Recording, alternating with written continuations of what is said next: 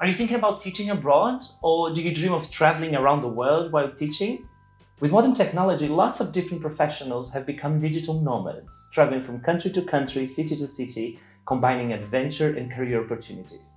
But did you know that English teachers have been doing that for quite some time? And even if you don't want to move around much, but to settle down somewhere, an English teaching career can help you do that. But things are not just glamour and excitement. But let me introduce myself first. I'm Rubens Heredia, one of your Pavilion ELT vloggers, and in this video I'll be sharing with you 7 things you need to know before you start teaching abroad. Just like it happens with our favorite teaching magazines, Modern English Teachers and English Teaching Professional, I'll be sharing with you some practical ideas from the experience I gathered teaching in different contexts and moving to a different country. So pack your bags and come with me. But before we start, don't forget to click on the subscribe button below and to hit the notification bell to receive Pavilion's latest updates. There are lots of interesting things to come. The first thing I want you to know is that qualifications do matter. Finding a job is never easy, but finding a job in a different country where you don't have all the contacts and the networking you have back home can be almost an impossible mission.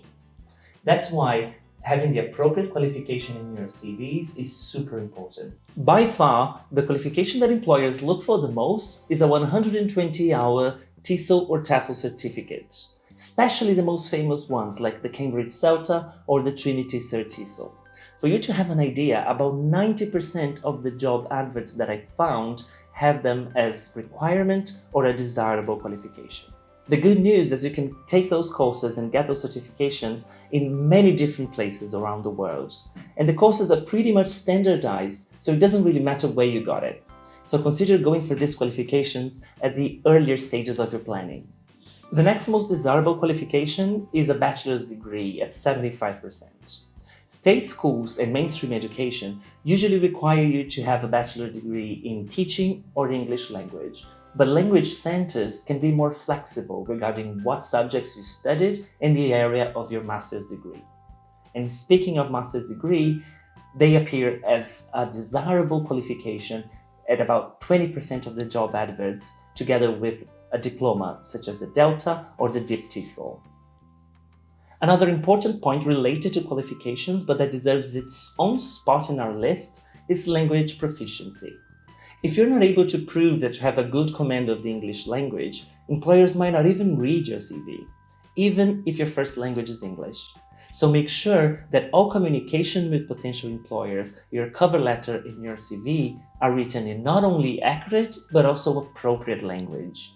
Around 50% of the job adverts that I've seen require a high level of English, or in the Common European Framework level C1 or C2. Different contexts have different requirements, however. In any case, going after certification of your own language to be able to prove that you have achieved those levels can be a good idea. Having levels C1 or C2 is one of the requirements for the Cambridge CELTA and the Cert TESOL. So if you have one of those certificates, employers already assume that you have advanced command of the language. The next thing I want you to know is that the practicalities and paperwork can be a real headache sometimes. In order for you to work legally in a different country, there are lots of practical issues that you have to take into account. For example, accommodation, visas, documentation, social security, etc., etc., etc. Many countries have been adopting stricter immigration laws, so it's very unlikely that you find a job if you don't have permission to work in a country. Employers can, in theory, help you with your visa application, but in places where the offer of teachers is high and the competition is fiercer, such as Europe and North America, this is not very common.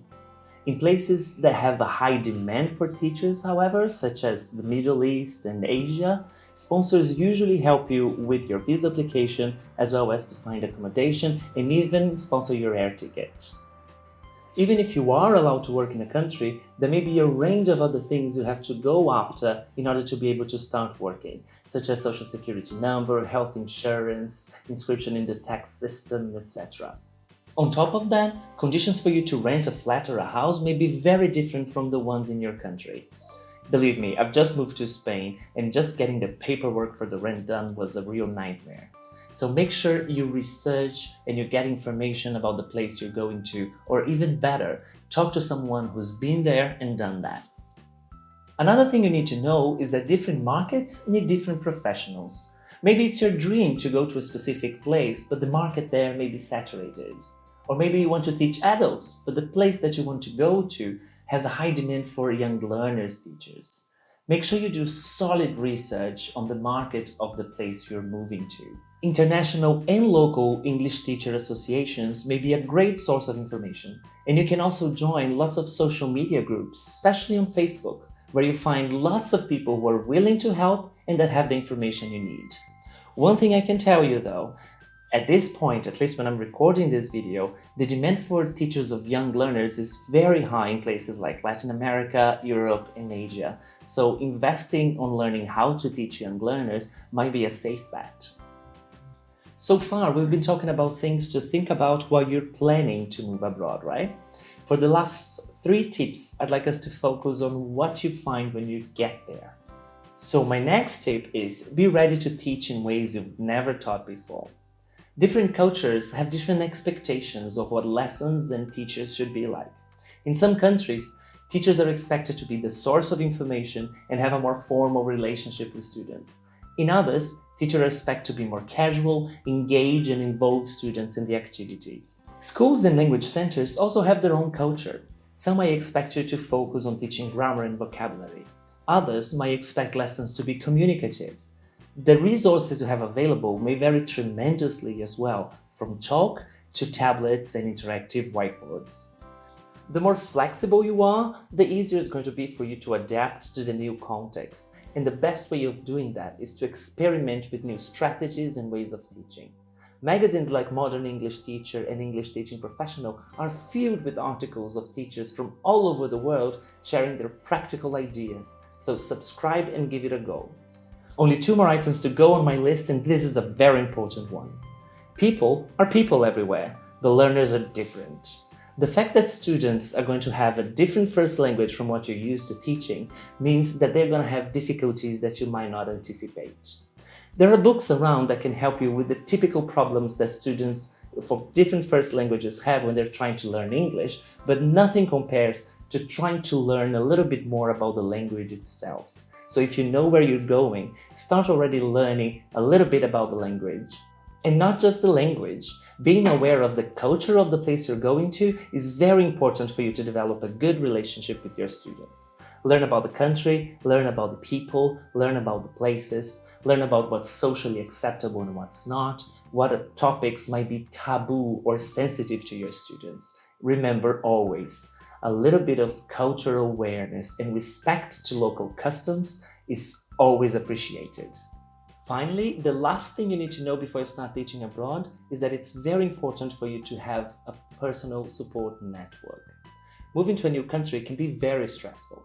Of course, in the first weeks, everything is beautiful. You're trying new things, going to new places, trying different food.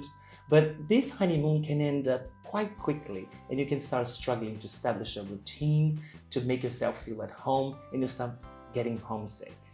Of course, with technology, your friends and family back home can give you a lot of support. But make sure you develop meaningful relationships with the people around you. Be open to meet new people and make new friends. Use this fresh start to expand your horizons and get to know people with different stories, different backgrounds, and different points of view. The places we visit are great, but it's the people we meet along the way that we're going to take with us for the rest of our lives. I hope these 7 ideas will help you organize and prepare for your adventure abroad. I can tell you from experience that it's all very exciting. But let us know what you think in the comments below. If you have already had an experience working abroad, what was it like? If you haven't yet, what are your expectations and what are your doubts? I'm sure we can help each other quite a lot. See you next time!